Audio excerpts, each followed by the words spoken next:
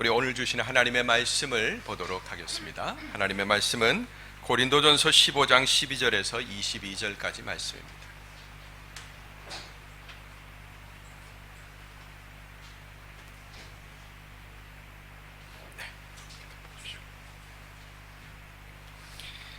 고린도전서 15장 12절에서 22절까지 말씀을 한 절씩 저와 여러분들이 교독하겠습니다.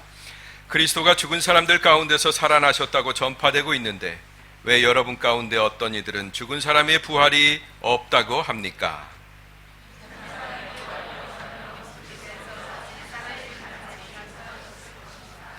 만일 그리스도께서 살리심을 받지 못했다면 우리가 전파하는 것도 헛되고 또 여러분의 믿음도 헛되며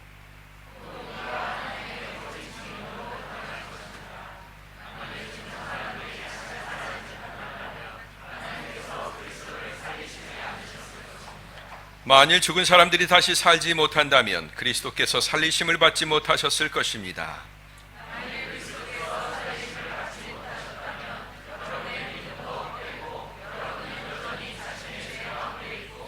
그리스도 안에서 잠든 사람들도 멸망했을 것입니다.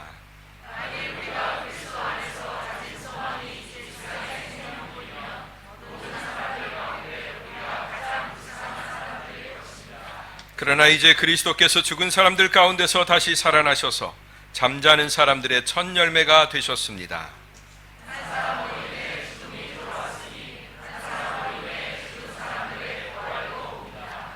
다 같이 곧 아담 안에서 모든 사람이 죽은 것 같이 그리스도 안에서 모든 사람이 생명을 얻을 것입니다. 아멘. 오늘 그리스도 안에서 얻을 새 생명, 이 제목을 가지고 여러분과 함께 은혜를 나누고자 합니다. 부활이 없다고 하는 사람들이 있네요. 네, 맞습니다. 어떻게 보면 맞다라는 얘기죠. 이 죽은 사람이 다시 살아난다라는 것은 우리가 알고 있는 과학적 지식과 분명히 충돌합니다. 어떻게 죽은 사람이 다시 살아납니까? 여러분 보셨습니까? 저는 못 봤습니다. 그러나 여러분, 이 일은 하나님의 아들로 오신 분에게 해당되는 일이다라는 것입니다. 이 일은 처음에 있었던 그 부활은 하나님이시고 하나님의 아들로 오신 그분에게 해당된 일이다라는 거죠. 그러므로 여러분, 이 예수님의 부활이 부정된다면 애초에 그분이 인간이 되셨다라는 사실도 부정되어야 맞습니다. 그죠? 예수님의 부활을 부정한다면 그분이 성육신하신 거, 부활절이 부정된다면 당연히 크리스마스도 부정되어야 하는 것입니다. 실제로 하나님의 아들이 성육신하셨다는 이 일들은, 이 사실은 계속 사람들에 의해서 부정당하고 있습니다. 그것은 사실은 그게 아니고 하면서요, 사실은 이랬을 것이다 하면서 여러 가지 부정의 이유들을 갖다 대죠. 예수님의 부활도 마찬가지입니다. 어떤 사람은 기절했다, 어떤 사람은 도적당했다, 별의별 말들을 꾸며내죠. 사실 그런 말들을 꾸며내기가 훨씬 더 어려운데 어떻게든지 안 믿는 자기 자신을 합리화시키기 위해서 그런 일들을 갖다 붙이고 있는 것을 보게 됩니다.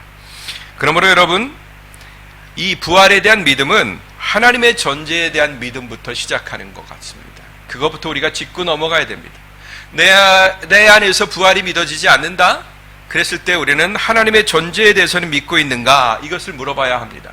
이 하나님의 존재에 대한 명확한 인정이 내 안에서 이루어진다면 그 다음에 이어지는 사실들은 지극히 자연스럽게 받아들여질 수밖에 없습니다. 그러나 애초부터 그 사실이 부정된다면 아무리 거기에다가 멋진 이론과 스토리들과 역사들을 갖다 붙여도 다 소용없는 짓이 되는 것입니다. 성경을 하나님의 계시로 받아야지 인간의 스토리와 인간의 신개념이 만난 어떤 인간의 작품이다라고 인식하는 그 순간부터 성경 안에 기록되어 있는 모든 사실들은 다 의심을 받는 것입니다. 하나님이 계시다면 부활이 있는 줄로 믿습니다. 아멘. 그렇습니다. 진리는 하나로 연결되어 있기 때문입니다. 진리는 분리되어 있지 않아요. 따로따로가 없습니다. 진리는 하나로 연결되어 있습니다. 하나님과 우리 주 예수 그리스도 탄생과 죽음과 부활과 그리고 우리의 부활과 모든 사실들이 연결되어 있다라는 것입니다. 이 그리스도가 부활하신 목적은 필연적으로 우리 사람들과 연계되어 있는데, 즉 그리스도의 부활은 이미 죽은 사람들에게, 또 이 앞으로 죽을 사람들에게 부활을 주시기 위함이다라는 것입니다. 그냥 맹목적으로 나야, 나 신이야, 나 하나님의 아들이야, 이것을 증명하기 위해서 멋지게 짜잔 하고 자기 자신을 등장시키기 위해서 만든 하나의 해프닝이 아니라, 이것은 우리 죽은 사람들의 부활, 앞으로 죽을 사람들의 부활과 연관되어 있다. 부활은 애당초부터 그렇게 설계되었다라는 것입니다. 따라서 합시다. 부활은 태초부터 설계되었다. 바울은 이 사실을 증명하기 위해서 성경에 이런 문법이 나오지 않는데, 만일이라는 말을 5번이나 사용하면서요, 하나의 전제를 두고 있습니다. 5번씩이나 이 만일 그런단 말이에요. 우리가 여러분 만일이라는 말을 붙일 때 뭔가 자신이 없을 때 붙이는 경우가 많이 있지 않습니까? 만일 그런다면 어떻게 할 거야? 이렇게 물으면서요. 어뜻 이 말씀만 보면 만일 부활이 없다면, 이걸 그대로 받아들인다면 부활이 없을 수도 있겠다라는 생각이 드는 거예요. 그러나 바울은 이 만일, 다른 성경에서 전혀 쓰이지도 않고 유일하게 나오는 이 5번의 전제를 통해서 부활을 강력하게 설명하고 있습니다. 자, 먼저 만일 그리스도께서 살리심을 받지 못했다면, 그리스도께서 만일 살리심을 받지 못했다면 우리의 전파는 그 모든 것이 헛되다라고 얘기하는 것입니다. 제가 거짓말쟁이가 되는 거예요. 우리 성가대가 노래한 그 모든 노래가 다 거짓말이 되는 거예요. 지금까지 교회가 지켜왔던 모든 부활의 전통들, 하물며 우리 주일, 부활을 기념해서 모이는 우리의 주일도 다 부정되어야 맞다라는 것입니다. 그러면 여러분, 부활을 지우면 우리의 신앙 전체가 다 지워지는 거예요. 어떤 사람은 성경에서 정의, 사랑, 여러 가지 개념들만 뽑아냅니다. 인간 사회에 필요하고 인간이 고귀하게 여기는. 그러나 사실 여러분, 성경에서 부활을 빼버리면 성경 전체는 다 부정당하는 것입니다. 거짓을 증거하는 일이죠. 두 번째로, 만일 죽은 사람이 다시 살지 못한다면, 이 말은 2번이나 이어지고 있습니다. 따라합시다. 만일 죽은 사람이 다시 살지 못한다면. 다른 것들은 다 한 번씩 얘기됐는데 이 말씀은 2번 말씀되고 있다라는 거예요. 물론 그리스도께서 살리심을 받지 못한 것도 그 다음에 또 연속이 됩니다. 이런 전제하에서 첫 번째, 이 만일 죽은 사람들이 살지 못한다면, 이 전제의 첫 번째 설명은 이렇습니다. 하나님께서 그리스도를 살릴 이유가 없다라는 것입니다. 다시 한번 주목해 주세요. 죽은 사람들의 부활이 없다면, 죽은 사람들이 다시 살아날 이유가 없다면 예수 그리스도를 다시 살리실 이유도 없다라는 것입니다. 왜냐하면 그리스도를 이 땅에 보내신 하나님의 근본 목적 자체가 사라져버리기 때문에 그렇습니다. 그리스도를 보내신 이유가 바로 거기에 있기 때문에 그렇습니다. 둘째, 그리스도도 다시 살지 못한다면 어떻게 해요? 그리스도가 이미 이 땅에 오실 이유도 없죠. 부활절이 없다면 크리스마스도 존재할 이유가 없다라는 것입니다. 그리스도가 오신 목적은 뭐냐? 바로 죄와 죽음을 죽여서 반대로 우리를 살리는 것입니다. 따라 합시다. 그리스도는 죄와 죽음을 죽이러 오셨다. 제가 너무 심한 표현 써서 죄송합니다만은 성경이 쓴 표현이니까 이해해 주십시오. 그래서 이것을 조금 약화시키기 위해서 다른 분들은 예수 그리스도는 죄와 죽음을 이기러 오셨다 이렇게 얘기합니다. 승리하기 위해서 오셨다. 비슷한 말 같지만 여러분 전혀 다른 면이 있습니다. 승리는요, 다운만 시켜도 승리예요. 그죠? 개끼리 싸우다가 꼬랑지만 내려도 이기는 것입니다. 내가 넘어뜨리면, 코피 터뜨리면 승리죠, 세상에서는. 그죠? 그러나 예수 그리스도의 승리는 거기서 끝나지 않는다라는 것입니다. 완전한 승리입니다. 예수 그리스도는 죄를 없애버리셨고 죽음을 죽이셨다라는 것입니다. 세 번째, 만일 그리스도께서 살리심을 받지 못하셨다면, 다시 이 일이 반복되고 있는데요, 부활의 증인들이 믿고 믿었던 모든 사실도 헛되고 여러분들의 믿음도 헛되다라는 거예요. 그래서 우리가 감격하고, 저도 오늘 찬양하고 할 때 감격이 막 마음속에서 뭉클뭉클 솟아 올랐습니다. 이런 감동을 느끼는 것 자체가 전부 다 감정 노름이고 다 쓸데없는 일이다라는 것입니다. 우리는 여전히 죄와 사망의 그 늪에서 허우적거리고 있을 거라는 거죠. 마지막, 만일 우리의 소망이 이 세상뿐이면, 여러분, 단지 이 세상에서 잘 먹고 잘 살기 위해서 우리가 예수를 믿고 한다면 우리는 가장 불행한 사람이다라는 것입니다. 예수를 믿는다는 사실이 이 세상의 삶과 결코 분리되지는 않습니다. 예수를 믿으면 이 땅에서 축복을 받습니다. 분명한 사실입니다. 그러나 단지 그것만으로 우리의 기대가 멈춘다면 우리는 투자를 잘못하고 있는 것입니다. 우리는 가장 어리석은 투자를 하고 있는 거예요. 차라리 그 시간 육체를 위한 여러 투자를 하는 것이 맞습니다.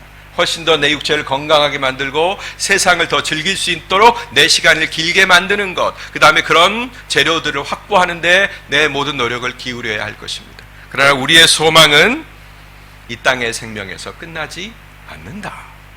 이 5가지 만일을 통해서 부활의 필연성, 역사성을 증명하고 있는 것입니다. 가장 중요한 요체는 이겁니다. 내가 못 산다면 예수도 못 산다라는 거예요. 믿어지세요, 여러분? 예수가 사신 것은 그러므로 나를 살리기 위함이다라는 것입니다. 세상 가운데 나 하나님이야. 사단아, 네가 죽음을 가지고 세상을 정복했니? 그래, 내가 그거 갖고 안 된다는 거 보여주마. 나 하나님이야. 네가 아무리 세상을 점령했어도 나는 점령할 수 없어. 하면서 짜잔, 자기 자신만 증명하기 위해서 예수 그리스도가 살아나신 게 아니라, 네가 점령했던, 죽음으로 점령했던 사망의 그 사실로 모두를 사로잡고 점령했던 그 세계를 내가 회복시키겠다고 하는 의지의 표현인 것이죠. 그리고 그렇게 하신 것입니다. 예수 그리스도에게서 끝나지 않습니다. 우리를 살리기 위한 부활이요, 그리고 우리의 죽음을 죽여버리기 위한 부활이다. 아멘. 세 번째로 잠자는 사람들의 첫 열매다라고 얘기합니다. 20절부터 22절 말씀 보겠습니다. 한 목소리로 읽겠습니다.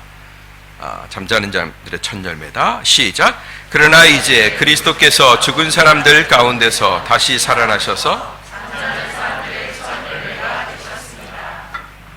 한 사람으로 인해 죽음이 들어왔으니 한 사람으로 인해 죽음에 옵니다.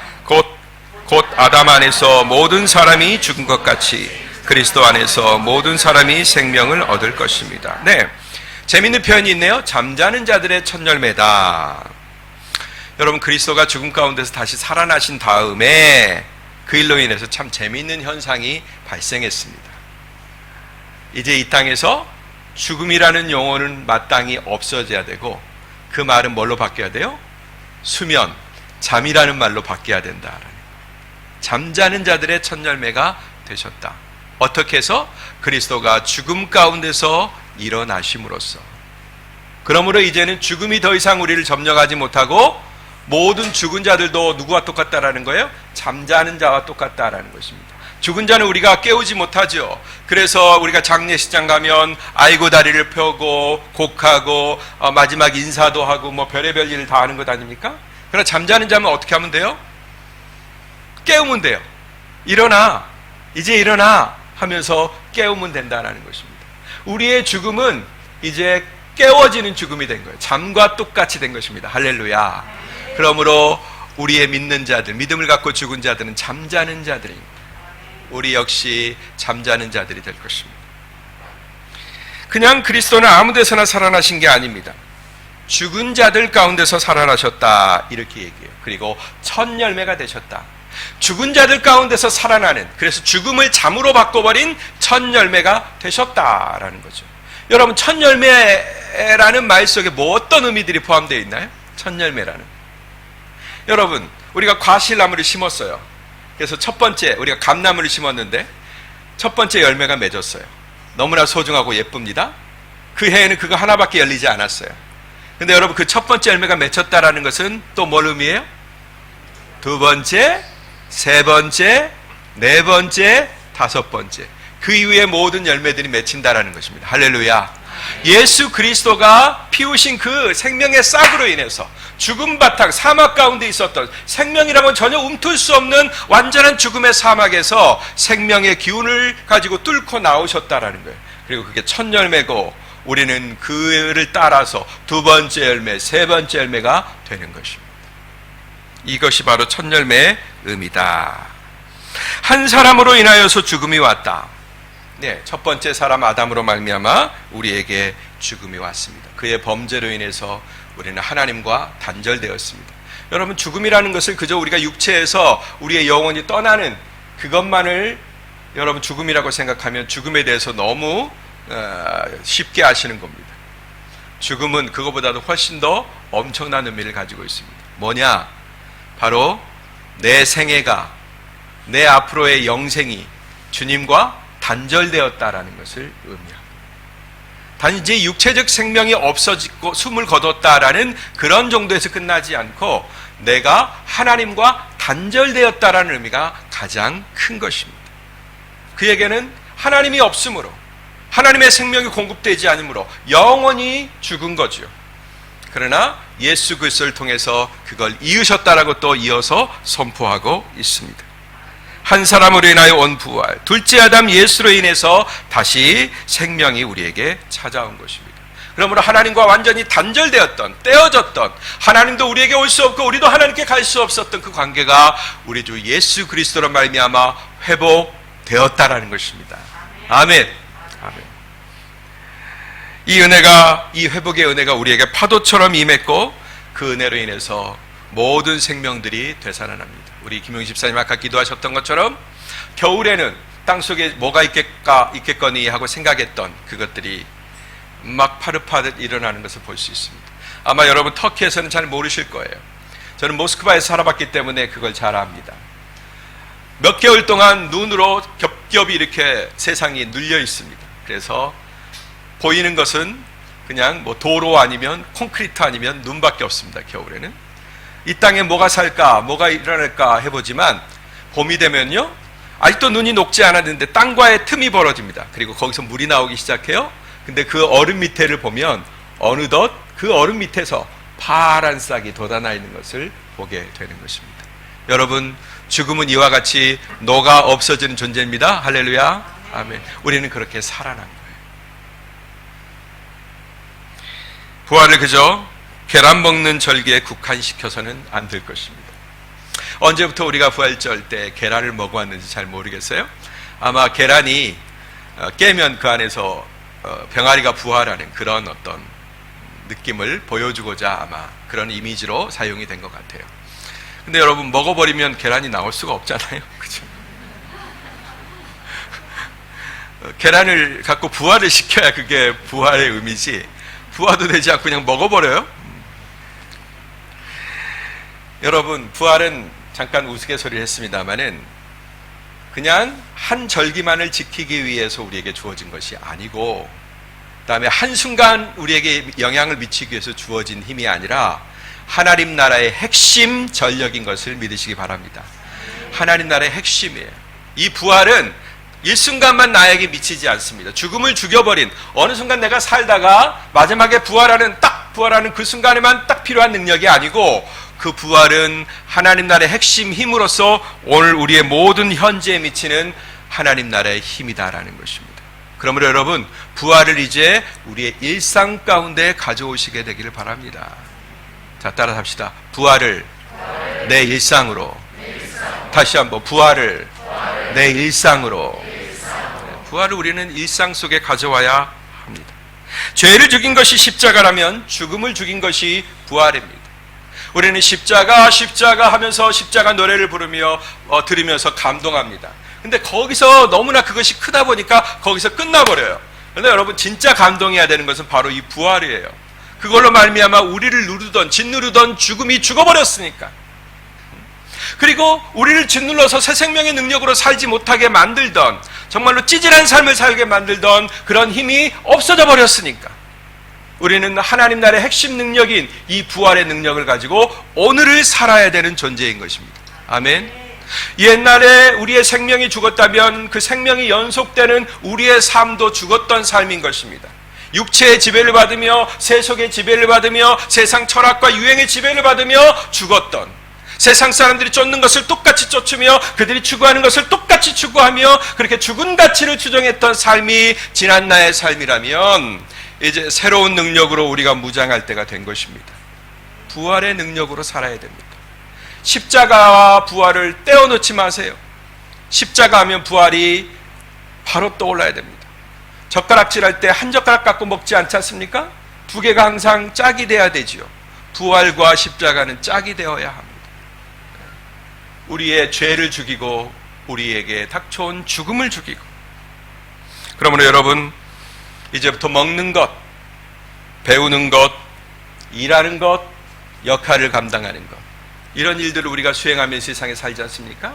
그 영역을 여러분들이 부활의 능력으로 바꾸시길 바랍니다. 아멘. 여러분의 자녀의 미래를 여러분들이 바꿀 수 있습니다. 이 부활의 능력을 여러분이 믿는다면, 이 부활의 능력을 여러분의 일상 가운데 끄집어 온다면, 우리는 얼마든지 그럴 수 있습니다. 죄를 멸하며 살 수 있습니다. 예, 죄를 이기며 죄를 죽여버리며 살 수 있습니다.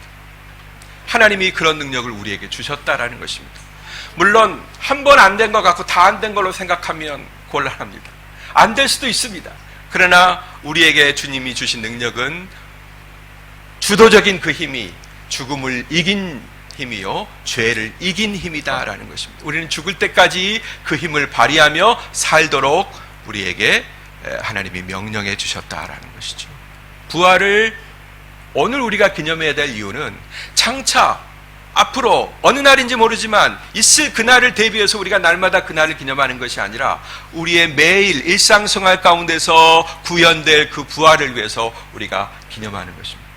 이제 여러분들의 부활주일이 달라지게 되기를 바랍니다. 이것을 믿는 것이 믿음이라 말합니다. 그리고 이것을 바라는 것을 소망이라고 말합니다. 그리고 이것을 사는 것을, 행하는 것을 사랑이라고 말하는 것입니다. 아무쪼록 저와 여러분들의 우리의 실제 삶에서, 직장생활, 가정생활, 학교생활, 어디에서든지 이 부활의 능력이 구현되고 부활의 승리가 일어나는 그런 삶의 현장이 되기를 주의 이름으로 축복합니다. 기도하겠습니다.